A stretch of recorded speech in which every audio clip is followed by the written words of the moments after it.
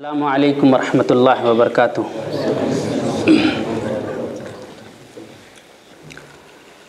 الحمد للہ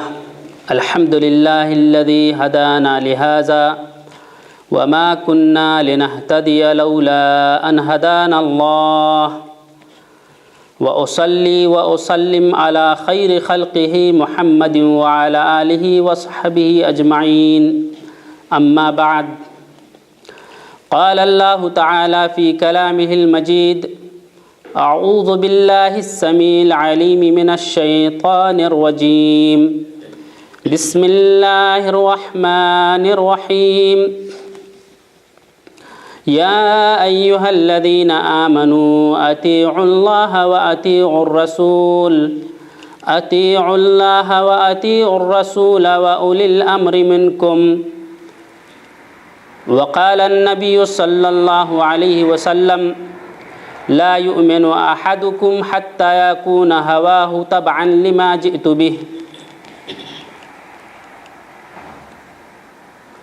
رب اشرح لي صدري ويسر لي أمري واحلل عقدة من لساني يفقهوا قولي۔ اللهم رب زدني علما۔ معزز و محترم برادران اسلام، اللہ رب العزت کا بڑا احسان اور شکر ہے کہ اس کے فضل و کرم سے ہم اس بیرون ملک میں اپنے وطن سے دور بھی ایسا موقع پاتے ہیں جہاں پر اللہ اور اس کے رسول صلی اللہ علیہ وسلم کی ذکر و اذکار کر سکتے ہیں اور اپنی ایمان کی تازگی اور اپنی ایمانی حرارت کو برقرار رکھنے کے لیے اللہ اور اس کے رسول صلی اللہ علیہ وسلم کے قوانین اور تعلیمات اسلامیہ اور شریعت اسلامیہ کی تعلیمات کو ایسے موقع پر اور ایسی جگہ پر بھی ہم پاتے ہیں جہاں ہمیں تصور نہیں تھا۔ یہ اللہ تبارک و تعالیٰ کا سب سے بڑا احسان ہے اور ہم اس پر شکر گزار ہیں۔ پھر اللہ رب العالمین کا ہم شکریہ ادا کرتے ہیں کہ ہر طرح کی تعریف اور توصیف اس ذات باری تعالیٰ کے لیے ہے جو ہم سب کا خالق، مالک، مربی اور پالنہار ہے۔ اسی وحدہ لا شریک نے اس ساری کائنات کو پیدا فرمایا اور ہم بنی نوع انسان کی رشد و ہدایت کے لیے اور اس سے ضلالت و گمراہی کی راہ سے نکالنے کے لیے، اندھیرے سے نکالنے کے لیے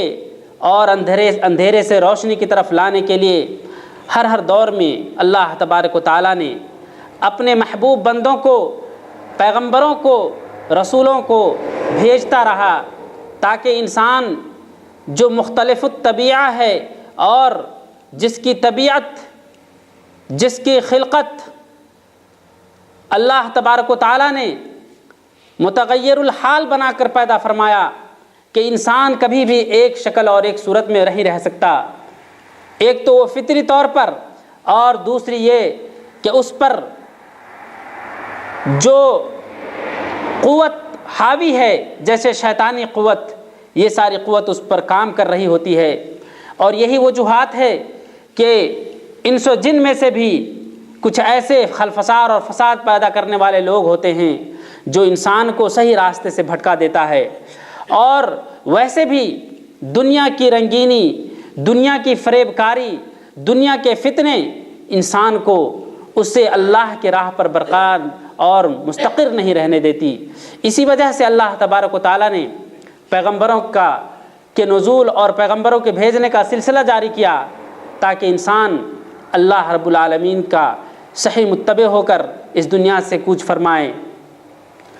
درود و سلام ہو ان کے تمام پیغمبروں پر جنہوں نے ساری انسانیت کے لیے رشد و ہدایت کے لیے ساری انسانیت کی رشد و ہدایت کے لیے اپنی زندگی کو صرف فرمایا اور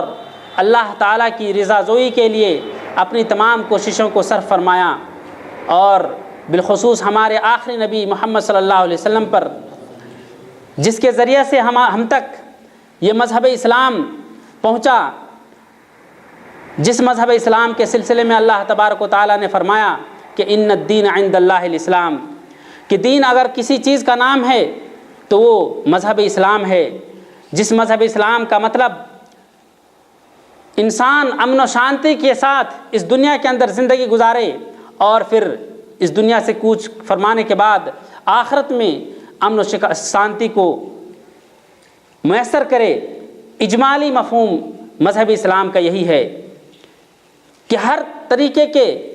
فساد، ہر طرح کے گناہ اور ہر طرح کے مصائب سے وہ محفوظ ہو۔ اسی طریقے سے اللہ تبارک و تعالیٰ نے اس مذہب اسلام کو اسی طریقے سے بالکل پاک اور مبرہ رکھا ان تمام عیوب اور نقائص سے۔ یہ اور بات ہے کہ باطل مذہب اسلام کو اپنے نشانے کا شکار بنایا کرتی ہے اور اس پر بے جا اعتراضات کیا کرتی ہے۔ اسی طریقے سے ہمارے آخری نبی محمد صلی اللہ علیہ وسلم پر بھی مختلف طرح کے اعتراضات اور مختلف طرح کی نقطہ چینیاں کیا کرتے ہیں، جبکہ ہم مومن اللہ کا صحیح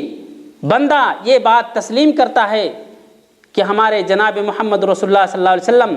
اللہ تبارک و تعالیٰ کی رسالت پہنچانے کے لیے اس دنیا کے اندر آئے، اور وہ ہم تمام انسانیت کے لیے قدوہ اور نمونہ بن کر کے گئے، اور اس کی تصدیق قرآن پاک میں اللہ تبارک و تعالیٰ نے کی ہے کہ تم میں سے کسی کو بھی اگر اپنی زندگی میں نمونہ اور آئیڈیل بنانا ہو تو حضور پاک صلی اللہ علیہ وسلم کی زندگی سے بناؤ۔ لقد کان لکم فی رسول اللہ اسوۃ حسنہ، کہ حضور پاک صلی اللہ علیہ وسلم کی زندگی میں تمہارا بہترین نمونہ ہے۔ جب نمونہ اللہ تبارک و تعالیٰ نے ہم تمام انسانوں کے لیے نبی کے اندر بتایا، تو اگر کوئی انسان نبی کے طریقے اور نبی کے راستے کو چھوڑ کر کسی اور رائے اور کسی اور قیاس اور کسی اور عقلی گھوڑا دوڑا کر دین سمجھ کر کسی بھی عمل کو کرتا ہے تو گویا کہ وہ باطل ہے، کیونکہ نمونہ اللہ تبارک و تعالیٰ نے صرف اور صرف رسول پاک صلی اللہ علیہ وسلم کی زندگی کو قرار دیا۔ ہم نے ابھی آپ حضرات کے سامنے جو آیت کریمہ تلاوت کی ہے کہ اطیعوا اللہ یا ایھا الذین آمنوا اطیعوا اللہ واطیعوا الرسول واولی الامر منکم، کہ اللہ تبارک و تعالیٰ ہم تمام لوگوں کو اس بات کا حکم عطا فرما رہا ہے کہ اے مومنو جو تم میں سے ایمان لایا ہے، اے مومنو تم اللہ کی اطاعت کرو اور اس کے رسول کی اطاعت کرو، اور اپنے صاحب معاملہ حاکم یا اپنے علماء یا فقہا یا جس کو امر یعنی جس کو ولی بنایا گیا ہے اس کی اطاعت کرو۔ اس آیت کریمہ کے اندر اللہ تبارک و تعالیٰ نے یہ بات بالکل صاف واضح کر دی ہے کہ اطاعت اللہ کی اور اس کے رسول صلی اللہ علیہ وسلم کی ہے۔ پھر اولی الامر جو ہمارے متولی ہیں، جو ہمارے امور کو دیکھ بھال کرنے والے ہیں، جو ہمارے عمرہ اور حکمہ ہیں یا ہمارے جو علماء ہیں، ان کے ذمے بھی اطاعت کو اللہ تبارک و تعالیٰ نے لازمی قرار دیا ہے۔ لیکن اللہ تعالیٰ نے اس آیت پاک کے اندر اطیعوا اللہ و اطیعوا الرسول دونوں جگہ اللہ نے اپنے لیے بھی اور رسول کے لیے بھی اطاعت کا لفظ مقرر کیا۔ اس بات سے یہ پتہ چلتا ہے کہ جس طریقے سے اللہ تعالیٰ کی اطاعت لازمی ہے، اسی طریقے سے بعین ہی کسی بھی نقطہ چینی کے اللہ کے رسول کی اطاعت اسی طریقے سے کرنا لازمی اور ضروری ہے جس طریقے سے اللہ کی اطاعت ضروری ہے، کیونکہ اللہ تبارک و تعالیٰ نے خود قرآن مجید کے اندر ارشاد فرمایا وَمَا آتَاكُمُ الرَّسُولُ فَخُذُوهُ وَمَا نَهَاكُمْ عَنْهُ فَانْتَهُوا وَاتَّقُوا اللَّهَ إِنَّ اللَّهَ شَدِيدُ الْعِقَابِ، کہ رسول جو تمہیں دیں اسے تم لے لو اور جس سے تمہیں منع فرمائے اسے رک جاؤ۔ وَمَا يَنْتِقُ عَنِ الْهَوَىٰ إِنْ هُوَ إِلَّا وَحْيٌ يُوحَىٰ، کہ اللہ کے رسول صلی اللہ علیہ وسلم اپنے نفس کے جانب سے کوئی بات نہیں بتا رہے ہیں آپ کو، اگر وہ کہہ رہے ہیں تو اس کے اوپر وحی ہو رہی ہے۔ یعنی اللہ کے حکم سے وہ تمام فرامین اور تمام امور اور احکام دینیہ کو اللہ کے رسول صلی اللہ علیہ وسلم فرما رہے ہیں، نہ کہ وہ اپنی جانب سے فرما رہے ہیں۔ تو میرے بھائیوں، جب ہم نظر ڈالتے ہیں ان جیسے آیات پر اور ہم محبت رسول اور اطاعت رسول صلی اللہ علیہ وسلم کا دم بھرتے ہیں، تو اس محبت رسول کے دم بھرنے میں جو ہم سے تجاوزات اور جو لغزشیں اور جو غلطیاں ہوتی ہے وہ ناقابل برداشت ہے ان آیات کی روشنی میں، اور وہ بالکل ناقابل قبول ہے شریعت اسلامیہ کے اندر۔ ہمیں اور آپ کو پتہ ہے کہ ابھی ہم اور آپ جس مہینے سے گزر رہے ہیں وہ ربیع الاول کا مہینہ ہے، اور اسی مہینے کے اندر حضور پاک صلی اللہ علیہ وسلم کی پیدائش ہوئی۔ اللہ تبارک و تعالیٰ نے مہینوں کی تعداد 12 بتلائی ہے، اور ان میں سے 4 مہینوں کو حرام کا مہینہ قرار دیا ہے، اور وہ حرام مہینے ہمارے اور آپ سے مخفی نہیں۔ جہاں تک اس ربیع الاول کے افضلیت کی بات ہے تو اس میں آپ صلی اللہ علیہ وسلم کے پیدائش کی بات ہے، لیکن اس پیدائش کو بھی اللہ کے رسول صلی اللہ علیہ وسلم نے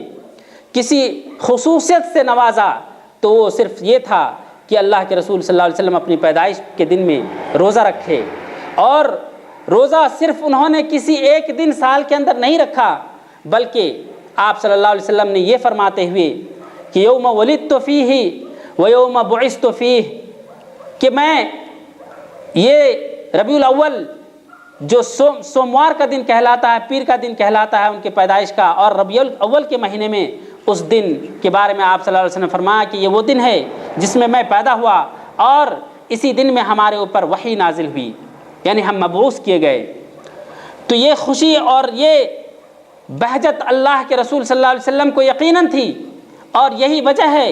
کہ شکریہ کے طور پر اللہ کے رسول صلی اللہ علیہ وسلم نے روزہ رکھا۔ ہم جب اللہ کے رسول صلی اللہ علیہ وسلم سے محبت کی بات کرتے ہیں تو ہماری محبت اللہ کے رسول صلی اللہ علیہ وسلم کے طریقے کے مطابق کیوں نہیں ہوتی، اور ہم اس سے تجاوز کیوں کر جاتے ہیں کہ ہمارا اور آپ کا طریقہ جو شریعت کے موافق نہیں ہے، جسے آپ صلی اللہ علیہ وسلم نے یا ان کے صحابہ کرام نے کبھی نہیں کیا، ان اعمال کو ہم اپنے کردار میں لاتے ہیں، اپنے زندگی میں لاتے ہیں۔ یہ بات اپنی جگہ بالکل مسلم ہے کہ انسان جذبات میں آ کر اور محبت رسول میں آ کر کے ان کی نیت بالکل ہوتی ہے کہ ہم محبت رسول میں ہیں، اور محبت رسول کی وجہ سے وہ کام کرتے ہیں جو انہیں نہیں کرنی چاہیے۔ ان کے جذبات کو تسلیم کیا جا سکتا ہے، ان کے نیت کو تسلیم کیا جا سکتا ہے، لیکن کیا ان کا عمل کبھی بھی تسلیم کیا جا سکتا جو شریعت مطہرہ اور آپ صلی اللہ علیہ وسلم کے طریقے کے منافی ہو؟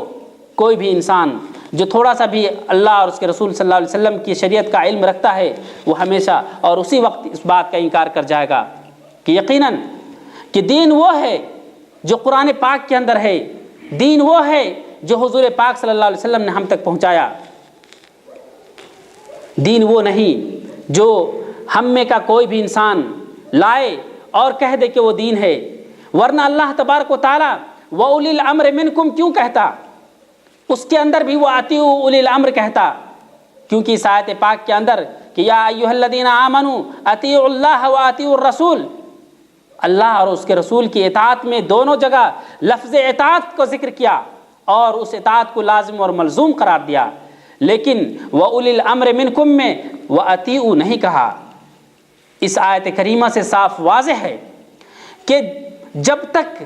وہ اولی الامر جو ہمارا حاکم ہے، جو ہمارا عالم ہے، جو ہمارا مفتی ہے، اگر وہ اللہ اور اس کے رسول کی اطاعت کے موافق ہے تو پھر ان کی بھی اطاعت جائز ہے، لیکن اگر اطاعت اللہ اور اطاعت رسول سے وہ خارج ہے تو ان کی بھی اطاعت کو نہیں مانی جائے گی، کیونکہ مفسرین کرام نے اس آیت کی تفسیر میں کہا کہ لا طاعت لمخلوق فی معصیت الخالق، کہ خالق جو ہمارا رب ہے، ہمارا اللہ، مخلوق کی اطاعت کبھی نہیں کی جائے گی اگر اللہ تعالیٰ کی نافرمانی ہو رہی ہے۔ اور دوسری جگہ الا للہ الامر الا للہ الخلق والامر، کہ اللہ ہی تعالیٰ کے لیے مخلوق ہے اور اسی کے لیے حکم ہے، یعنی ساری کی ساری مخلوق اللہ تعالیٰ کے حکم کے مطابق ہے، اور حکم اگر چلے گی کسی کی تو صرف اللہ تعالیٰ کی چلے گی، نہ کہ کسی انسان کی۔ حافظ ابن حجر عسقلانی رحمۃ اللہ علیہ اس آیت کی تفسیر کے بارے میں بتلاتے ہیں کہ اگر اولی الامر جو حکمہ اور مفتی لوگ ہیں، جو علماء ہیں، اگر اس کی اطاعت بعینہ اللہ اور اس کے رسول کے موافق ہوتی تو پھر اطاعت کا لفظ اس کے لیے بھی تکرار ہوتی، ورنہ اللہ تعالیٰ صرف شروع کے اندر صرف اپنی اطاعت کا ذکر کرتا اور پھر اللہ کے رسول کی اطاعت کے لیے اطیعوا کا لفظ نہیں ذکر کرتا۔ اور اس بات کو بھی انہوں نے بھی دہرایا کہ لا طاعۃ لمخلوق فی معصیۃ الخالق، کسی بھی مخلوق کی، چاہے وہ ہمارے حاکم ہو، چاہے وہ ہمارے امیر ہو، چاہے ہمارے عالم ہو یا مفتی ہو، اگر ان کی بات اللہ اور اس کے رسول صلی اللہ علیہ وسلم کے موافق ہے تو یقیناً اس بات پر عمل کی جائے گی، اگر اس کے موافق نہیں ہیں تو اس پر عمل نہیں کی جائے گی۔ معزز سامعین کرام، اللہ کے رسول صلی اللہ علیہ وسلم کے چاہنے والوں میں سے ایسے بھی چاہنے والے لوگ تھے جو لوگ اللہ کے رسول صلی اللہ علیہ وسلم سے درخواست کرتے تھے کہ اے پیارے حبیب صلی اللہ علیہ وسلم، ہم آپ کو جب تک نہیں دیکھتے ہیں اور ہمارے اندر بے چینی اور بے قراری ہوتی ہے تو ہم دوڑ کر اپنے گھر سے بھاگ آتے ہیں، اس حال میں کہ ہمارے لخت جگر، ہمارے عزیز، ہماری اولاد، ہماری بیوی ہمارے سامنے ہوتی ہے، لیکن اللہ کے رسول صلی اللہ علیہ وسلم سے محبت کی کیفیت ان کے اندر اس قدر پروئی ہوئی ہوتی تھی کہ وہ بے قرار ہو جاتے تھے کچھ پل کے لیے دور ہو جانے کے بعد۔ تو صحابہ کرام کہتے ہیں کہ اللہ کے رسول صلی اللہ علیہ وسلم، جب یہ کیفیت ہمارے اوپر طاری ہوتی ہے تو ہم دوڑے ہوئے آپ کے گھر تشریف لاتے ہیں اور آپ کے رخ انور کو، آپ کے چہرے مبارک کو پھر سے دیکھ لیتے ہیں، اور پھر ہمارے دل کو تسلی ہو جاتی ہے، پھر ہم اپنے گھر کو واپس چلے جاتے ہیں۔ اور کہتے ہیں کہ ہم اس بات کو جب یاد کرتے ہیں کہ اللہ کے رسول صلی اللہ علیہ وسلم جب آپ اس دنیا سے چلے جائیں گے اور ہم بھی اس دنیا سے اٹھا لیے جائیں گے تو پھر قیامت کے دن آپ تو نبی ہیں، نبوت کی وجہ سے آپ کا اعلیٰ مرتبہ ہوگا، آپ کو اللہ تبارک و تعالیٰ علیین میں سب سے بلند مقام عطا فرمائے گا، لیکن ہم تو ایسے مقام کے اور ایسے مرتبہ کے سے ہمیں اللہ تعالیٰ نے متصف نہیں کیا، ہمارے اعمال اتنے زیادہ اللہ کو قریب کرنے والا یا نبیوں کے درجے تک پہنچانے والا نہیں ہے کہ ہم پھر آپ کا دیدار کر سکیں گے۔ یہ جب یاد کرتے ہیں تو اے حبیب صلی اللہ علیہ وسلم ہم بہت روتے ہیں۔ اور بعض دفعہ صحابہ کرام احادیث کے اندر آتا ہے کہ انہوں نے درخواست کی کہ اللہ کے رسول صلی اللہ علیہ وسلم ہمارے لیے دعا کریں کہ ہم جنت کے اندر بھی آپ صلی اللہ علیہ وسلم کی رفاقت کو پا سکیں اور آپ کے چہرے مبارک کو دیکھ سکیں۔ یہ محبت تھی، لیکن اللہ کے رسول صلی اللہ علیہ وسلم ان جیسے سوالات پر فوراً کوئی جواب نہیں دیا، کیونکہ یہ اللہ کے رسول کے اختیار میں نہیں تھا کہ کسی بھی انسان کو وہ جنت میں داخل کر دیں اور جنت میں داخل کرنے کے بعد پھر وہ اپنی رفاقت میں بھی لے لیں۔ یہ سب مصلحت ربانی ہیں، یہ اللہ تبارک و تعالیٰ کی مصلحت میں ہیں، اور اللہ تبارک و تعالیٰ اپنے بندوں کے بارے میں اچھی طرح جانتا ہے کہ کون اللہ کے رسول صلی اللہ علیہ وسلم سے حقیقی محبت اور سچی محبت کرتا ہے۔ ایک انصاری صحابی کے بارے میں بھی ذکر آتا ہے کہ انہوں نے بھی اسی طرح کا سوال کیا اور وہ بہت ہی بے قرار اور بے چین ہو گئے کہ ہم اللہ کے رسول صلی اللہ علیہ وسلم کی محبت کو کیسے بھلا سکتے ہیں، بھلا اپنی موت کے بعد بھی کیسے بھلا سکتے ہیں، اور انہیں ان کی رفاقت نہیں نصیب ہوئی تو ہم پھر ہمیں کیسے سکون اور کیسے اطمینان حاصل ہوگا۔ پھر بھی اللہ کے رسول صلی اللہ علیہ وسلم ان کے ان طلب پر خاموش رہتے ہیں، کیونکہ اللہ تعالیٰ نے انہیں کسی چیز کا علم نہیں دیا ہے کہ ان کے ساتھ کیا ہوگا۔ ایسے ہی موقع پر اللہ کے حکم سے حضرت جبرائیل علیہ السلام وہ آیت کریمہ لے کر حاضر ہوتے ہیں اور اللہ کے رسول پر وہ آیت کریمہ کی وحی کی جاتی ہے، اور پھر اس آیت کریمہ کی بطور تبشیر اور خوشخبری تمام صحابہ کرام میں پھیلا دیتے ہیں، اور صحابہ کرام کہتے ہیں کہ خدا کی قسم اس سے پہلے ہمیں کبھی بھی اتنی خوشی نہیں ہوئی تھی جتنی خوشی آج کے دن جب حضور پاک صلی اللہ علیہ وسلم نے وہ آیت ہمیں سنایا۔ وہ کون سی آیت ہے؟ اسے آپ بھی سنیں کہ اللہ کے رسول صلی اللہ علیہ وسلم نے فرمایا، جب یہ آیت نازل ہوئی تو اللہ کے اس قول کو سنایا کہ وَمَن يُطِعِ اللَّهَ وَالرَّسُولَ فَأُولَٰئِكَ مَعَ الَّذِينَ أَنْعَمَ اللَّهُ عَلَيْهِم مِّنَ النَّبِيِّينَ وَالصِّدِّيقِينَ وَالشُّهَدَاءِ وَالصَّالِحِينَ وَحَسُنَ أُولَٰئِكَ رَفِيقًا، کہ جو لوگ اللہ کی اور رسول اللہ صلی اللہ علیہ وسلم کی حقیقی طور پر اطاعت کرتے ہیں تو وہی لوگ، انہی لوگوں پر اللہ تعالیٰ کا خاص انعام و اکرام ہوگا۔ اور اس سے بڑھ کر انعام و اکرام اور کیا ہو سکتا ہے کہ ان کے درجے کو اللہ تبارک و تعالیٰ بلند فرما کر کے نبیوں کے ساتھ، شہداؤں کے ساتھ اور نیک لوگوں کے ساتھ کر دے گا۔ اور کیا ہی بہترین ٹھکان اور کیا ہی بہترین رفاقت ہوگی یہ۔ وَمَن يُطِعِ اللَّهَ وَالرَّسُولَ فَأُولَٰئِكَ مَعَ الَّذِينَ أَنْعَمَ اللَّهُ عَلَيْهِم مِّنَ النَّبِيِّينَ وَالصِّدِّيقِينَ وَالشُّهَدَاءِ وَالصَّالِحِينَ، نبیوں کے ساتھ، صدیقین سچاؤں کے ساتھ، اور صدق کی تعریف اور صدق کی مدح سرائی احادیث کے اندر خوب کی گئی ہے۔ اور صدق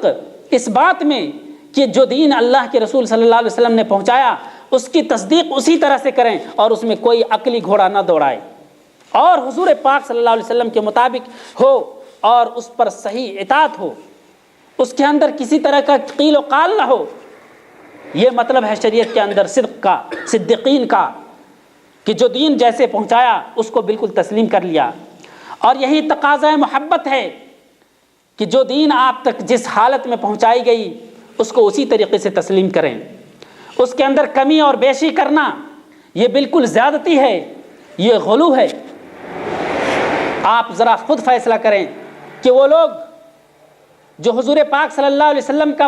کی محبت کا دم بھرتے ہیں اور ان کی محبت میں جوش میں آ کر وہ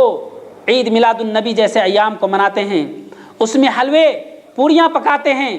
اور وہ کرسی نصب کرتے ہیں راتوں کو، اور یہ تصور کرتے ہیں کہ حضور پاک صلی اللہ علیہ وسلم کا حضور نازل ہوں گے، آئیں گے، اتریں گے اور کرسی پر تشریف فرمائیں گے۔ کیا آپ اس بات کو کہیں تال میل پایا، کوئی موافقت پائی احادیث کے اندر؟ کسی صحابہ سے یہ بات آپ کو پہنچی؟ اگر میرے محترم بھائیوں یہ بات کسی صحابہ نے کی ہوتی تو پھر صحابہ کرام رضوان اللہ علیہم اجمعین وہ سب سے زیادہ محبت کرنے والے تھے آپ صلی اللہ علیہ وسلم سے، اس عمل کو سب سے زیادہ صحابہ کرام کرتے، کیونکہ اتنی ساری 1400 سال گزر گئی لیکن اس طرح کا کوئی ثبوت قرآن کے اندر یا حدیث کے اندر یا صحابہ کے اعمال کے اندر نہیں ملتا کہ محمد صلی اللہ علیہ وسلم کی محبت کے اوپر اور محبت کا نام لے کر کے ان کے دن کا کوئی جشن بنائیں۔ اور آج کے جشن میں جہاں لوگ کوئی نیپال میں، کوئی ہندوستان میں، کوئی پاکستان میں، کوئی سعودی عرب میں، کوئی مصر میں، کوئی برطانیہ میں، کوئی امریکہ میں، ہر شخص 12 ربیع الاول کو جشن عید میلاد النبی مناتا ہے۔ اور کبھی کوئی رات کو جب فجر سے پہلے وہ یہ تصور کرتے ہیں کہ حضور پاک صلی اللہ علیہ وسلم آئیں گے اور تشریف لائیں گے۔ آپ ذرا غور کریں کہ امریکہ کا وقت کیا ہو رہا ہوتا ہوگا، ہندوستان کا وقت کیا ہو رہا ہوتا ہوگا اسی تاریخ کو، اور نبی صلی اللہ علیہ وسلم کیا ہر جگہ حاضر ہو جا سکتے ہیں؟ یہ عقل میں بالکل یہ بات آنے والی نہیں ہے کہ آپ صلی اللہ علیہ وسلم قبر کو چیرتے ہوئے، پھاڑتے ہوئے اور مختلف جگہوں پر، مختلف اوقات میں، اور کبھی کبھی ایک ہی ملک میں 10 جگہ جشن عید و میلاد النبی ہو رہی ہوتی ہے، کیا ہر جگہ اللہ کے رسول صلی اللہ علیہ وسلم پہنچ جاتے ہوں گے؟ یہ عقل میں آنے والی بات نہیں، یہ انسان اپنے طرف سے اختراع اور ایجاد کر رکھا ہے۔ یہ ان عالموں کا کام ہے جنہیں اللہ کا اور رسول صلی اللہ علیہ وسلم کا صحیح خوف نہیں، وہ اپنی عاقبت کو بھلا چکا ہے اور جو شریعت اسلامیہ کا مذاق اڑاتے ہیں۔ ورنہ اللہ کے رسول صلی اللہ علیہ وسلم نے کیوں فرمایا کہ عن ابی ہریرہ رضی اللہ تعالی عنہ قال قال رسول اللہ صلی اللہ علیہ وسلم کل امتی يدخلون الجنہ الا من ابا قیل من ابا یا رسول اللہ قال من اطاعنی دخل الجنہ ومن عصانی فقد ابا۔ حضرت ابو ہریرہ رضی اللہ تعالی عنہ سے مروی ہے، انہوں نے کہا کہ اللہ کے رسول صلی اللہ علیہ وسلم نے ارشاد فرمایا کہ میری ساری امت جنت کے اندر داخل ہوگی، مگر صرف وہ لوگ جن لوگوں نے انکار کیا، جن لوگوں نے نافرمانی کی۔ تو صحابہ کرام نے پوچھا کہ کن لوگوں نے نافرمانی کی ہے اللہ کے رسول صلی اللہ علیہ وسلم؟ تو آپ صلی اللہ علیہ وسلم نے فرمایا کہ جس نے ہماری اطاعت کی وہ جنت میں داخل ہوں گے، اور جس نے ہماری شریعت کا یعنی ہمارے حکم کا انکار کیا اس نے ہمارا انکار کیا، اس نے ہماری نافرمانی کی، اور نافرمانی کرنا ہی یہی دخول فی النار ہے۔ اور دوسری حدیث میں ہے کہ من احدث فی امرنا ھذا ما لیس منہ، کہ جس شخص نے بھی ہمارے اس دین کے اندر کوئی نئی بات پیدا کی جو ہماری شریعت میں سے نہیں ہے، فہو رد، تو وہ رد ہے، وہ قابل قبول نہیں ہے۔ یہاں سے ہم اس بات کو تصور کر سکتے ہیں کہ اللہ کے رسول صلی اللہ علیہ وسلم کے دین میں یہ بات بالکل معقول نہیں، یہ بالکل سوچے اور سمجھے جانے والے نہیں ہیں، یہ عقل کے اوپر نہیں اترتی، اور محبت کا تقاضا یہ نہیں کہ ہم اور آپ تجاوز کریں اطاعت رسول میں، اطاعت اللہ میں، اور یہ تجاوز ہمارے لیے باعث خیر ہونے کے، باعث نعمت ہونے کے، ہمارے لیے مشکل کا سبب بن جائے، ہماری عاقبت خراب ہو جائے اور ہم جہنم رسید کر دیے جائیں۔ محترم حضرات، اللہ تبارک و تعالیٰ نے قرآن مجید کے اندر ارشاد فرمایا فلا وربک لا یؤمنون حتی یحکموک فیما شجر بینہم ثم لا یجدوا فی انفسہم حرجا مما قضیت ویسلموا تسلیما۔ یہ آیت کریمہ اور اسی آیت کریمہ کے ضمن میں جو آپ صلی اللہ علیہ وسلم نے حجۃ الوداع کے موقع پر ارشاد فرمایا تھا، ترکت فیکم امرین لن تضلوا ما ان تمسکتم بہما کتاب اللہ و سنتی۔ سب سے پہلے آیت کریمہ کہ اللہ تبارک و تعالیٰ نے فرمایا کہ قسم ہے تیرے رب کی، وہ شخص کبھی بھی مومن ہو ہی نہیں سکتا یہاں تک کہ وہ اپنا حکم آپ کو اپنے مختلف فیہ معاملے میں کلی طور پر نہ مان لے، اور جو بھی فیصلہ آپ صلی اللہ علیہ وسلم فرمائیں اس فیصلے میں اپنے دل کے اندر کسی بھی طرح کا حرج نہ محسوس کریں، اور پورے طور پر آپ کے حکم کو تسلیم کر لیں۔ آپ تمام صحائح ستہ اٹھا کر کے دیکھ لیں، شریعت مکمل ہو چکی، اسی حجۃ الوداع کے موقع پر یہ آیت کریمہ بھی نازل ہوئی کہ الیوم اکملت لکم دینکم واتممت علیکم نعمتی ورضیت لکم الاسلام دینا، کہ دین اب مکمل ہو گیا ہے نبی صلی اللہ علیہ وسلم، اور ہم نے آپ پر اپنی نعمت بھی پوری کر دی، اور جو دین ہم نے آپ کے لیے اختیار کیا مذہب اسلام، اس مذہب اسلام سے ہم راضی بھی ہو گئے۔ تو آپ ذرا بھلا بتائیں کہ جو دین مذہب اسلام ہے اس کے علاوہ دوسرا کون سا مذہب ہے جس سے اللہ تبارک و تعالیٰ راضی ہوگا؟ کیا اس دھرم کے اندر، اس مذہب کے اندر، اس دین کے اندر کوئی ایسا طریقہ ہے جو باتیں بالکل مضبوط اور مستحکم ہے، ارکان اسلام سے لے کر معاملات انسانیت تک، اخلاق اور کردار تک، جو ایک انسان کا، ایک مسلم انسان کا ہونا چاہیے، ان تمام امور اور زندگی کے تمام گوشے سے کوئی ایسی بات ٹکراتی ہے جو محبت رسول کے تقاضے کا یہ متقاضی ہو کہ انسان اللہ کے رسول صلی اللہ علیہ وسلم کے بارے میں غلط خیالات کرے اور پھر ان کے لیے عید میلاد النبی جیسے دن کو منا کر کے صرف محبت رسول کا دم بھر لے؟ ارے اگر محبت ہی کرنا ہو تو اللہ کے رسول صلی اللہ علیہ وسلم کی سنت کو زندہ کرو۔ آپ کو یاد ہوگا کہ صحابہ کرام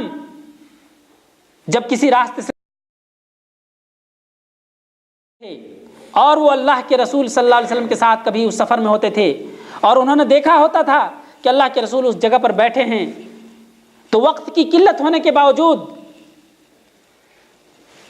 اللہ کے رسول کی سنت کی اتباع کے خاطر محض اس جگہ پر جا کر کے بیٹھ جاتے تھے۔ کیوں؟ تاکہ رسول صلی اللہ علیہ وسلم کی سنت کی اتباع ہو جائے۔ تو سنت یہ ہے کہ جو اللہ کے رسول نے کیا،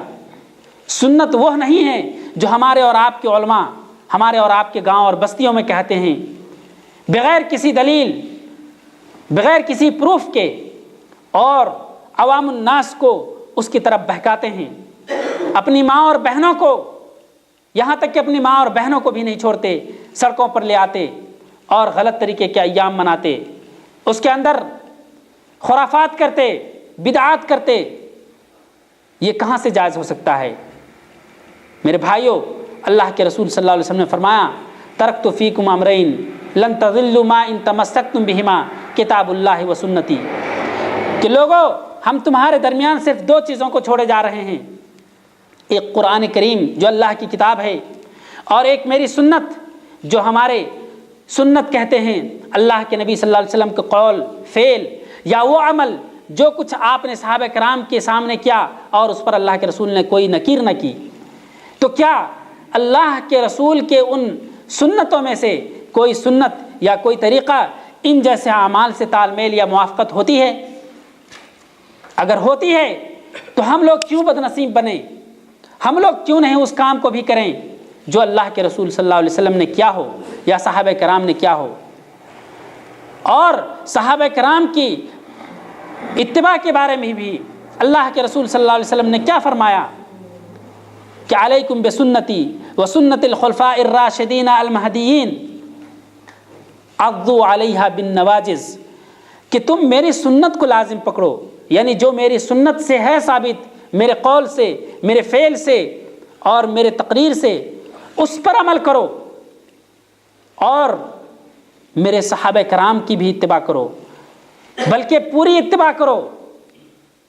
علیکم بسنتی و سنت الخلفاء الراشدین، اور اس میں سے ممتاز کیا ان خلفاء راشدین کو جو حضرت ابوبکر، حضرت عمر اور حضرت عثمان غنی اور حضرت علی رضی اللہ تعالی عنہم اجمعین ہیں۔ اور پھر عمومیت کے ساتھ تمام صحابہ کرام کا ذکر کیا آپ صلی اللہ علیہ وسلم نے، اور پھر کہا عضوا علیہا بالنواجذ۔ نواجذ داڑھ کی دانت کو کہتے ہیں کہ آدمی اگر کس کے پکڑ لے تو اس کو چھوڑا نہیں پا سکتا، کہ مضبوطی سے ان کی سنت کو لازم اس کے ساتھ پکڑو، یعنی حضور پاک صلی اللہ علیہ وسلم کی سنت اور صحابہ کرام کی سنت ہی صرف ہمارے لیے دین ہوئے، اس کے علاوہ جو بھی سنت جس دنیا کے اندر راج ہو رہی ہے، پھیل رہی ہے، وہ سارے کے ساری سنت، وہ سارے کے سارے طریقے بدعت میں شامل ہے اور وہ دین سے تجاوز ہے۔ محترم حاضرین اکرام، اللہ کے رسول صلی اللہ علیہ وسلم پر جب یہ بات کہہ دی گئی کہ دین مکمل ہو گیا، اب اس کے بعد نہ کوئی نبی، نہ اس کے بعد کوئی دین آنا ہے، نہ کوئی آیت نازل ہوگی، نہ کوئی طریقہ ایجاد ہوگا، پھر یہ نئے نئے طریقے کہاں سے ہیں؟ اور پھر نبی صلی اللہ علیہ وسلم کے صحیح محبت کا تقاضا یہ کیسے ہو سکتا ہے؟ ہم اپنے اس محبت کو کس معیار میں، کس کسوٹی میں، کس ترازو میں تولیں کہ جو ہم سے تجاوزات مختلف سال کے مختلف مہینوں میں ہوا کرتا ہے؟ اللہ تبارک و تعالیٰ نے جس رسالت کو لے کر کے نبی پاک صلی اللہ علیہ وسلم کو بھیجا، وہ رسالت ایک امانت کی شکل میں اللہ کے رسول صلی اللہ علیہ وسلم کو دی گئی، اور اللہ کے رسول صلی اللہ علیہ وسلم نے بالکل امانت کے ساتھ اس رسالت کو پہنچایا۔ اگر ہم اور آپ اس رسالت سے تجاوز ہو کر کے کوئی کام کرتے ہیں تو گویا کہ ہم اور آپ یہ تصور کر رہے ہیں کہ اللہ کے رسول صلی اللہ علیہ وسلم نے اس رسالت کو پہنچانے میں خیانت کی، نعوذ باللہ من ذالک۔ یہ بہت ہی اہم بات ہے۔ اور پھر حضور پاک صلی اللہ علیہ وسلم نے اس رسالت کو ہم علماء کرام کے اوپر ذمہ داری دی ہے کہ العلماء ورثۃ الانبیاء، کہ علماء یہ انبیاء کے وارث ہیں، یعنی اللہ تعالیٰ نے یہ ذمہ داری دی رسول پاک کو اپنی رسالت کو تمام لوگوں تک پہنچانے کا۔ پھر اس کے بعد رسول پاک صلی اللہ علیہ وسلم تک جو رسالت آئی، اس رسالت کو اور اس بات کو، اس قول کو، اس حدیث کو، اس قرآن کو منہ و عنہ بالکل اسی طریقے سے ان علماء کی ذمہ داری ہے امانت کے ساتھ پہنچانے کا۔ اگر اس امانت میں کوئی خیانت کرتا ہے، اس میں اگر کوئی شخص زیادتی کرتا ہے، تو گویا کہ وہ اللہ اور اس کے رسول صلی اللہ علیہ وسلم کی شریعت کے ساتھ کھلواڑ کر رہا ہے، مذاق اڑا رہا ہے۔ اور وہ اپنی عاقبت کو خراب کر رہا ہے، اور ساتھ ہی ان تمام لوگوں کو اپنے لپیٹ میں، اپنی چپیٹ میں لے رہا ہے۔ اس لیے ضرورت ہے میرے بھائیوں، لوگوں کو اور ہم تمام لوگوں کو اللہ کے رسول صلی اللہ علیہ وسلم اور اللہ کی صحیح دین کی اتباع کرنے کی۔ کوئی بھی بات اگر ہم تک پہنچے تو اس کی دلیل، اس کا ثبوت ہمیں تلاشنی چاہیے۔ اگر اس کی دلیل اور اس کی ثبوت صحیح حدیث سے ملتی ہے تو ہمیں اسے ضرور کرنی چاہیے، اور کسی طریقے کا عناد، کسی طریقے کا تعصب اور کسی طریقے کی مذہبی انضباط ہمارا نہیں ہونا چاہیے۔ کوئی یہ نہ کہے کہ ہم فلاں امام کا ماننے والا ہیں، کوئی یہ نہ کہے کہ ہم فلاں امام کے ماننے والے ہیں، کیونکہ سارے اماموں نے یہی بات کہی ہے کہ اگر ہماری بات اللہ اور اس کے رسول صلی اللہ علیہ وسلم کے قول کے منافی ہے تو میری بات کو دیوار پر مار پھینکو، ٹھکرا دو میری بات کو۔ یہاں سے ہم اور آپ اندازہ لگا سکتے ہیں کہ ہمیں کس طریقے سے محتاط اور کس طریقے سے شریعت کی پابندی میں کس طریقے سے احتیاط برتنی چاہیے، اور کن لوازمات پر ہمارے نظر ہونی چاہیے شریعت کے امور کی پابندی کرنے میں۔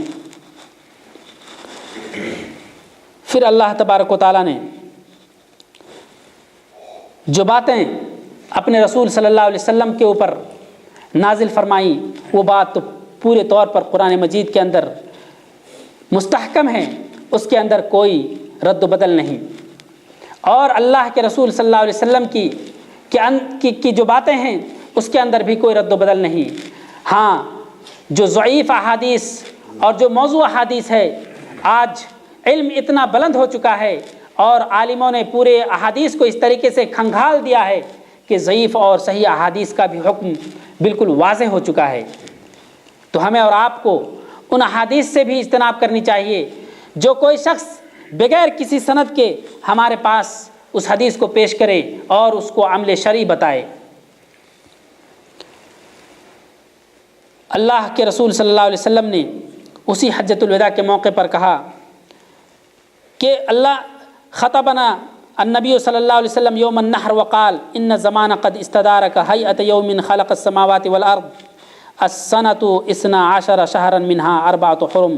3 متواليات ذو القعدة وذو الحجة والمحرم ورجب مضر الذي بين جمادی وشعبان۔ یہ بات جو اللہ کے رسول صلی اللہ علیہ وسلم نے اپنے سب سے عمدہ خطبہ میں اور حجۃ الوداع کے موقع پر کی، آپ یہاں سے بھی اندازہ لگا سکتے ہیں کہ ایام اور شہر کی، مہینے کی اہمیت اللہ کے رسول صلی اللہ علیہ وسلم نے ذکر کرتے ہوئے، اور پھر یہ بتاتے ہوئے کہ اللہ تبارک و تعالیٰ نے اپنے مقصد کو پورا کر دیا، اب اس کے بعد کوئی نبی نہیں آنے والا۔ اس میں سے یہ بات خصوصی طور پر ذکر کی کہ مہینوں کی تعداد سال میں 12 ہیں، ان میں سے 4 حرام کے مہینے ہیں، اور 4 مہینوں کو پے در پے ذکر کیا جو ذوالقعدہ، ذی الحجہ اور محرم ہیں، اور پھر اس کے بعد رجب جو شعبان اور جمادی الاول جمادی کے بیچ میں ہے۔ اس کے بعد اگر اللہ کے رسول صلی اللہ علیہ وسلم نے اپنے 63 سالہ زندگی پوری کر لی تھی تو پھر کیوں نہیں اللہ کے رسول صلی اللہ علیہ وسلم نے یہ بھی بتا دیا کہ جس دن میں پیدا ہوا ہوں وہ دن بھی اتنی اہمیت کی حامل ہے کہ جس دن اگر تم اس کے اندر جشن مناؤ تو پھر تمہارے لیے اللہ کے یہاں جنت تیار ہو جائے گا۔ ایسا کچھ نہیں کہا۔ اور آپ پوری سیرت رسول صلی اللہ علیہ وسلم کا مطالعہ کر جائیے، وہ ایسا اہم دن تھا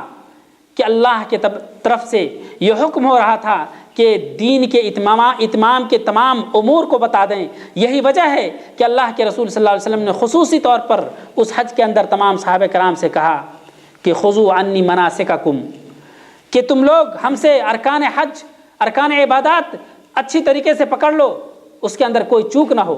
کیا ان مناسک میں یا اس کے علاوہ کوئی دین کا جز اللہ کے رسول صلی اللہ علیہ وسلم نے بتلایا؟ کہیں سے یہ بات ثابت نہیں ہوتی۔ لیکن آج کے لوگ اپنے علماء کی بات سن کر ان محبت کا دیوانہ وار وہ کھلواڑ کرتے ہیں جو اللہ کے رسول کی طرف منسوب کرتے ہیں، جبکہ اللہ کے رسول صلی اللہ علیہ وسلم کی محبت کا تقاضا یہ نہیں کہ انسان شریعت کا امر سمجھ کر کے بدعت کے امر میں داخل ہو جائے۔ اللہ تبارک و تعالی ہم تمام لوگوں کو ہدایت دے اور شریعت مطہرہ کی صحیح پابندی کرنے کی توفیق عطا فرمائے، اور حضور پاک صلی اللہ علیہ وسلم سے سچی محبت عطا کرائے، اور جب ہمارا خاتمہ ہو ایمان بالخیر کے ساتھ ہو، اور اللہ تبارک و تعالی ہمیں جنت الفردوس میں، علیین میں، اور انبیاء کرام اور شہداء عظام اور صالحین کے ساتھ ہمارا ٹھکانہ نصیب فرمائے۔ آمین۔ وآخر دعوانا الحمد للہ رب العالمین، والسلام علیکم۔